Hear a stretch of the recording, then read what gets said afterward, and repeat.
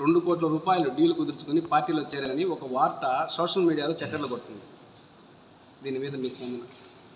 2 కోట్ల చాలా ఎక్కువ చెప్పినట్టున్నారు.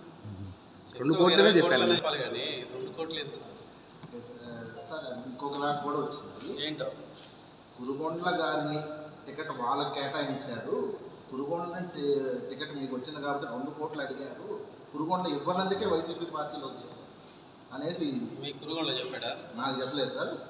రాపూర్లో బండి వేణుగోపాల్ చెప్పారు సార్. సోషల్ మీడియాలో ఆ వార్త చక్కర్లు కొడుతుంది. ఆయన బండి వేణుగోపాల్కి మీడియా ఉందా? మీడియా ఉంది సార్. BKR news sir. ఒక 4 years 5 years ఎక్కడ కనిపించడే ఇది బీకేఆర్ న్యూస్ అని పెట్టుకుని చేస్తున్నారు సార్. ఒక మీడియా మిత్రులు మీరందరూ నాన్ రికగ్నైజ్డ్ పీపుల్ ఇచ్చే సోషల్ సందేశాన్ని మీరు పట్టించుకోవాల్సిన అవసరం లేదు. ఏమి అలాంటివి ఇంకా చాలా వస్తాయి.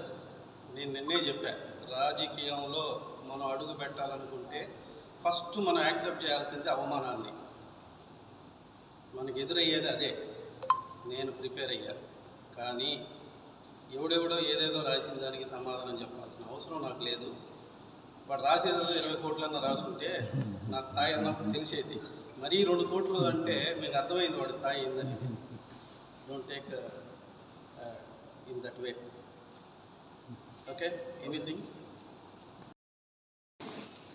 పక్షం కానీ ప్రభుత్వం పరంగా వైఎస్ఆర్సీపీ ఈ 2 కలిపి ఒక మంచి ఉద్దేశంతో పోటీ పడి ప్రజలు ఆశీర్వదించే దాన్ని మనం అధికారంలోకి తెచ్చుకోవాలి.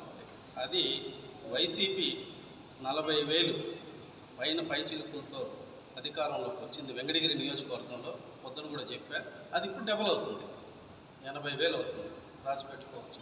ఆ విధంగా వచ్చేటట్టు ప్రతి ఇంటికి కష్టపడి మేము తిరిగి మనము ఆ మెజార్టీని తెచ్చుకునేంత వరకు కష్టపడతాం. Okay, thank you.